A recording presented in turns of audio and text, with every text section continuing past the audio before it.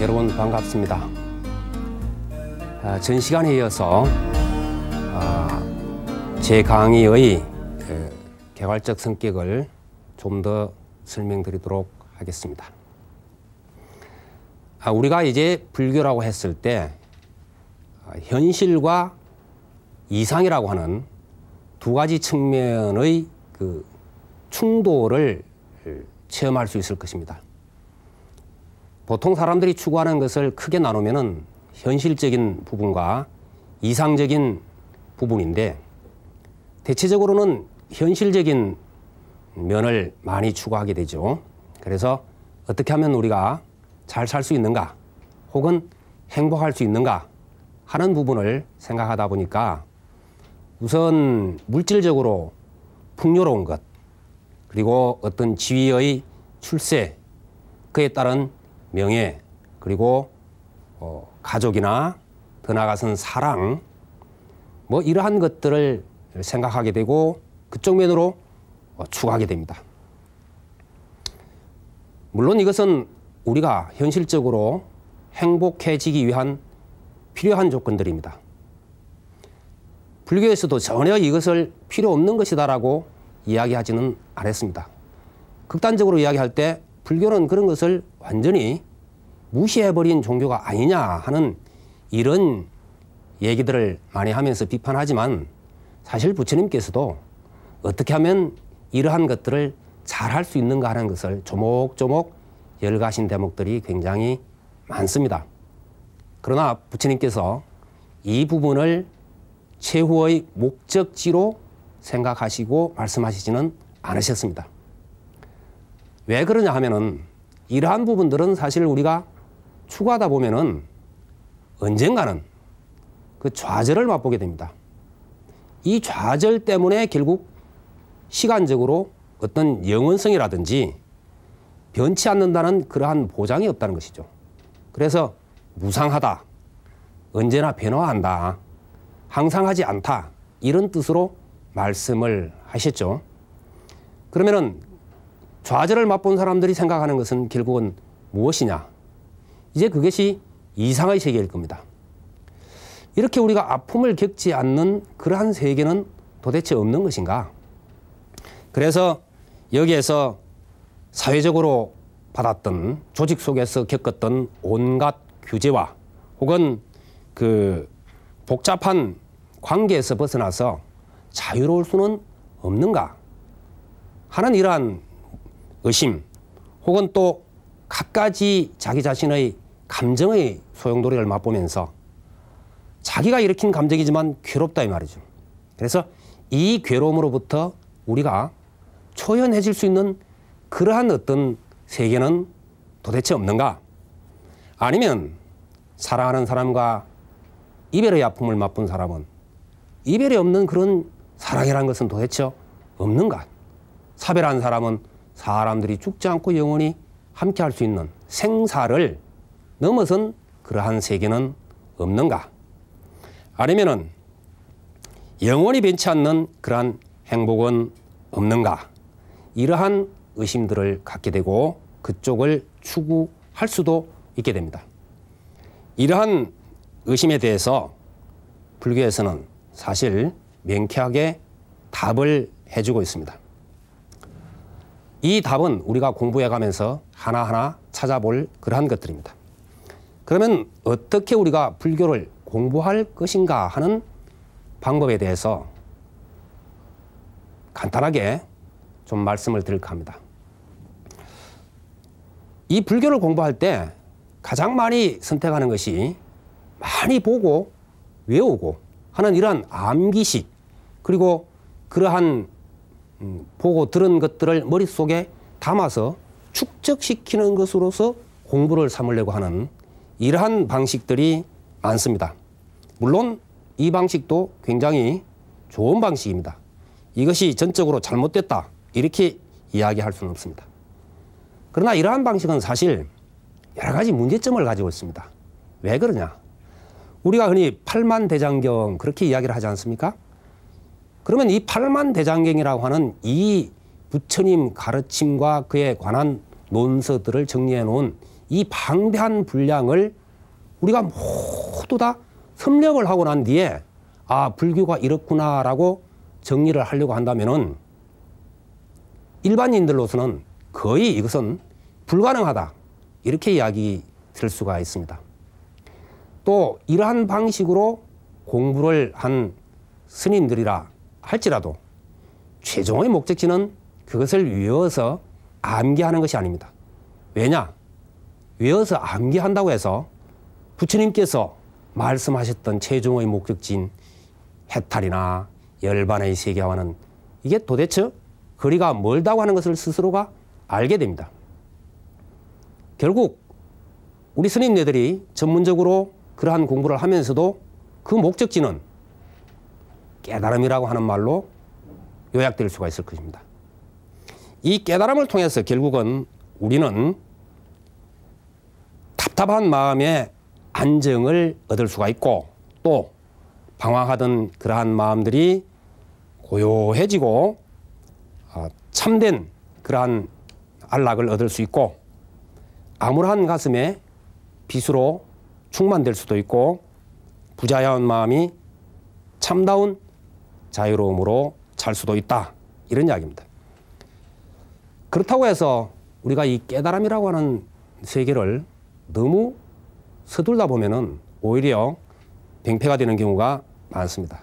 그래서 너무 서둘러도 좋지가 않습니다. 배교경에 이러한 우화가 하나 나오죠. 아주 돈 많은 부자가 친구에게 놀러 갔더니 자기보다도 좀 떨어지는 친구가 이 삼청 누각을 지어놓고 그 삼청에서 차를 마시고 먼 경치를 바라보니 참으로 시원하고 그렇게 좋을 수가 없더라, 이 말이에요. 그래서 집으로 돌아오자마자 나는 그 친구보다 더 부자고 하니까 더욱더 훌륭한 삼청 누각을 지어서 어디 자랑을 한번 해봐야 되겠다, 이렇게 이제 생각을 하고 인류 목수들을 불러가지고 집을 지어라 그럽니다. 그래두고 잠시 여행을 갔다 오니까 이 목수가 3층을 지어놓은 것이 아니라 땅을 고르고 그게 겨우 주춧돌을 놓고 있단 말이에요. 그래서 아니 이 사람아, 지금 내가 3층 누각을 지어달라고 했는데 도대체 이게 무슨 짓이냐? 나는 이런 것 다 필요 없다. 목수가 아니 어르신, 이 주춧돌을 놓고 1층을 짓고 2층을 짓고 그 다음에 3층 누각이 올라가는 것입니다. 그랬더니 이 사람아, 내가 언제 그런 걸 요구했나? 난 그런 거 다 필요 없으니 3층 누각만 우선 이루어주게, 이렇게 이야기를 했다는 겁니다. 결국 이 우화에서 우리가 생각할 수 있는 것은 아무리 빨리 하려고 해도 사실 1, 2층 없는 3층이 이루어질 수가 없죠. 그래서 깨달음이라는 것이 여러 불교 서적을 보다 보면은 조사 스님들의 글이나 이런 걸 보다 보면은 단박 깨닫는다, 하루아침에 이룰 수도 있다, 이런 표현을 보면서 너무 서두르다가 오히려 병이 드는 그런 경우를 많이 보아왔습니다. 그래서 간절한 마음으로, 지극한 마음으로 꾸준하게 할 생각을 해야지 단박에 무언가를 얻으려고 했다가는 바로 어리석은 이 부자와 같은 꼴이 될 수도 있다는 것을 말씀을 드립니다. 그 다음에 우리가 불교를 공부하는 어떤 유형들을 제가 그 상담을 통해서 경험한 것들을 좀 정리해 보도록 하겠습니다. 어떤 사람들은 무조건 불교라 그러면 교리적인 차원에서 학문적으로만 접근하려고 하는 경우가 있습니다. 좀 전에 말씀드렸다시피 이러한 방식은 너무나 방대하기 때문에 결국은 어렵고 힘든 것이라는 결론을 스스로 내리고 맙니다. 그래서 모든 것을 다 섭렵한다는 이 생각에서 벗어나서 비록 어떤 경전을 선택해서 한다 할지라도 집중적으로 파고 들어가는 이러한 방식을 선택해 보라고 하는 충고를 해드리고 싶고, 두 번째, 부처님 전에 가서 무조건 기도하고 복을 비는 것으로서 어떤 불교 신행을 삼겠다 하는 사람들을 봅니다. 물론 이 방식도 굉장히 좋습니다. 편안해지고 여러 가지로 어떤 성취감도 맛볼 수 있고 그렇습니다. 그러나 근본적으로 부처님께서 무엇을 우리에게 가르쳐 주셨나, 우리가 어떠한 경지에 올라가야 되나 하는 것이 빠져 있기 때문에 결국 큰 문제에 봉착하고 나면은 10년, 20년 절에 다니던 사람이 하루아침에 그 신행이 무너져 버리는 경우들도 많이 보았습니다. 그렇기 때문에 단순하게 그냥 절에 열심히 다니면서 이런 방식으로 우리가 공부를 하겠다는 것도 좀 생각해 봐야 된다 하는 부분입니다. 그 다음에 어떤 사람들은 이런 얘기를 합니다. 다른 종교는 무조건 믿고 따르기만 하면 모든 것이 다 해결되는데 왜 하필 불교는 신행 방식이 너무나 많다. 사실 이 다양한 것은 참 좋은 것인데 너무나 많다. 그래서 오히려 상충되는 경우도 있다. 예를 들어서 교학을 하신 스님들은 그 앉아있다고 뭐 되나 이러고 좌선을 중심으로 하신 분들은 그 뭘 외운다고 되나 글줄 읽는다고 되나 이런 이제 말씀들을 들어왔기 때문에 이게 도대체 불교 공부하는 사람을 오히려 더 미궁에 빠뜨리는 이러한 방식들 아니냐 하는 경우를 합니다. 이것은 다소 좀 문제가 있습니다. 스님들이나 혹은 앞선 사람들이 그런 이야기를 할 때는 스스로가 그러한 방식을 통해서 마음의 평화라든지 여기에 도달했기 때문에 강조하신 겁니다.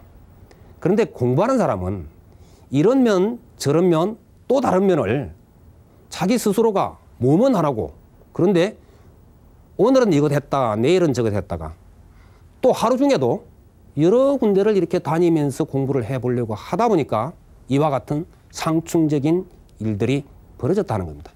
그래서 뭔가 스스로 이룰 때까지 꾸준하게 한 방식으로 나아가기를 좀 부탁을 드립니다. 또 어떤 사람들은 그러죠.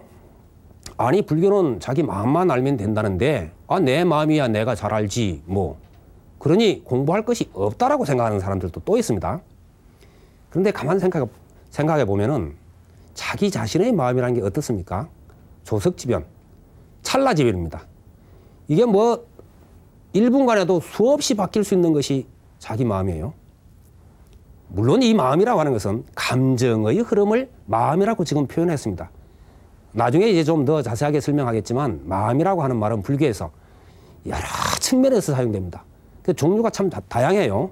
근본적인 우리가 깨달아야 될 자리도 이야기하지만은 우리가 분별하고 대립하는 그 상태도 그냥 마음이라고 중생심, 뭐 분별심 이렇게 표현되고 있기 때문에 마음이란 말 자체도 사실 굉장히 하나로 정리하기가 참 어려운 겁니다. 그래서 자기가 알고 있는 그 마음이라고 하는 것은 결국은 하잘것없는 감정의 움직임을 괜히 마음이라고 생각하고 내 감정대로 하겠다라는 것이기 때문에 이것은 굉장히 위험한 방식이다. 그것은 결코 옳지 않다 하는 것을 말씀을 드리고, 또 이 불교라고 하는 것은 말 그대로 부처님의 가르침 아니냐. 그러면은 결국 이것은 팔만대장경 안에 다 있는 것이기 때문에 뭐 그것만 배워 익히면 된다라고 하는 부분인데 첫 번째 방식하고 좀 비슷하죠. 그러나 이 또한 결국 너무 이것저것을 자꾸 하면서 그 속에서 부처님이 이루신 그 경지가 바로 내 것이 될 줄로만 알고 있으면 그건 안 된다는 이야기죠. 그래서 부처님의 경전을 공부하더라도 그 속에서 부처님께서 분명히 우리가 어떻게 수행하고 어떻게 닦아나가야 하느냐, 어떻게 자기 자신을 극복해야 하느냐 하는 부분들이 있습니다. 이것을 바로 실행으로 옮기지 않으면 그것은 소용이 없는 일이다. 또 방대한 세계 속에서 잘못하면 헤매고 만다 하는 이런 얘기입니다. 그래서 이러한 부분에 대해서 잘 생각해 가면서 자기 스스로를 어떻게 살펴나가야 하는 부분을 경전을 통해서 배우고 그것을 실행함으로 해서 결국 우리는 자기 스스로의 참된 모습에 접근할 수 있고 더 나아가서는 절대적인 세계에 대한 깨달음을 얻을 수가 있다 하는 부분입니다. 그 다음에 이제 깨달음 이야기가 나왔으니까 하는 이야기인데 이런 유형의 사람들도 많습니다. 불교는 뭐니 해도 깨달음이 어떠냐? 깨달음의 종교야. 그러므로 이것은 수행해서 깨달아야 하는 것이다. 그런데 막상 수행을 하려고 보니까 참선, 염불 여러 가지 방식들이 많이 있어서 이것은 제가인으로서는 도저히 어렵다. 이렇게 이제 생각하는 분들이 많이 있습니다. 그러나 이 제가인으로서 어렵다고 하는 이 생각 자체가 사실은 잘못된 것입니다. 반드시 출가해야만 된다 하는 이 생각이 결국 스스로를 포기하게 만듭니다. 그러나 이 출가라고 하는 부분도 결국 지금 저희 모습처럼 이렇게 삭발하고 가사장삽을 입고 절에서 사는 것만을 출가라고 하지 않습니다. 이것은 몸과 마음이 출가했다 이런 것이고 마음 출가도 있습니다. 그래서 제가그사라든지 혹은 청신령 이렇게 이제 이야기를 하죠. 그래서 출가라고 하는 것은 자기 마음속에 온갖 허물과 집착 이런 데서부터 벗어나는 것이다. 그렇다면 그것은 우리가 일상생활 속에서도 얼마든지 수행할 수가 있는 그러한 것이다. 제가 이 시간을 맡기 전에 앞에 원훈 스님이나 암도 스님께서 생활불교를 하셨습니다. 그 생활불교라는 말이 결국 우리 일상생활 속에서 이루어낼 수 있는 그 세계를 말했다 하는 것을 알아두시고 결국 나의 현실 속에서 이 불교의 핵심 속에 들어갈 수 있다는 자신을 되찾아서 용맹정진할 수 있기를 부탁드립니다. 이 시간은 여기서 마무리하겠습니다.